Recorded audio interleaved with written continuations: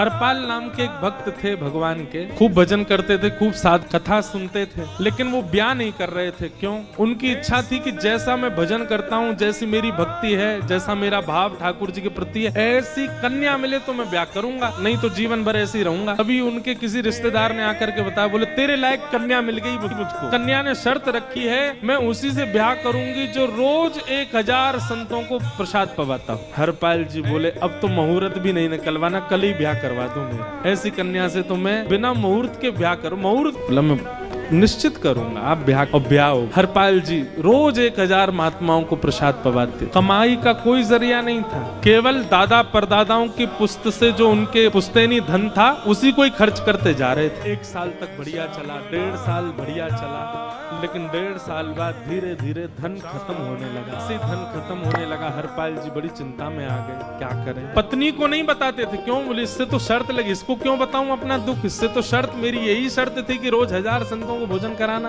तो हरपाल जी ने बाहर जाते और दुकानदारों के यहाँ से जाकर के कर्जा लेने लगे। वो पुराने संपन्न थे तो किसी ने कर्जा देने से मना भी नहीं किया, सब देने लगे, बोले ले जा। कर्जा कर लिया, 6-7 महीने तक कर्जे में भी उनके संत सेवा बंद नहीं हुई। 6-7 महीने बाद मांगने वालों ने मांगना शुरू किया, बोले हमारा दो, हमारा दो, हमारा दो। किसी का नहीं दे पाए तो पूरे नगर में ये हो गया कि भैया हरपाल जी अब पहले जैसी स्थिति में नहीं है, कर्जा इनको देना बंद करो, ये देते ही नहीं है पैसा लौटा करके।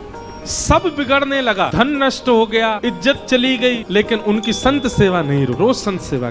एक दिन मन में विचार करने लगे, अब क्या करूं, अब तो मुझे कोई कर्जा भी नहीं देता, गहने भी सारे बिक गए, धन भी सारा खत्म हो गया। मन बनाया कि मैं चोरी करूंगा। हरपाल जी चोरी करने जाने लगे, लेकिन हरपाल जी का नियम था कि वो किसी के धन की चोरी नहीं करते थे। संपन्न लोगों के घर में जाते थे और उनकी रसोई घर की सामग्री चुरा लाते थे, चीनी, दाल, आटा, चावल, मूंग, नमक, मिर्च, ताकि भंडारा हो जाए। जी इस स्थिति में आ गए कि अब संपन्न लोगों के यहाँ उन लोगों को ढूंढते जो ना कभी संत सेवा करते ना वैष्णव सेवा करते, और उन लोगों के यहाँ जाकर के थोड़ा बहुत धन चुरा लेते।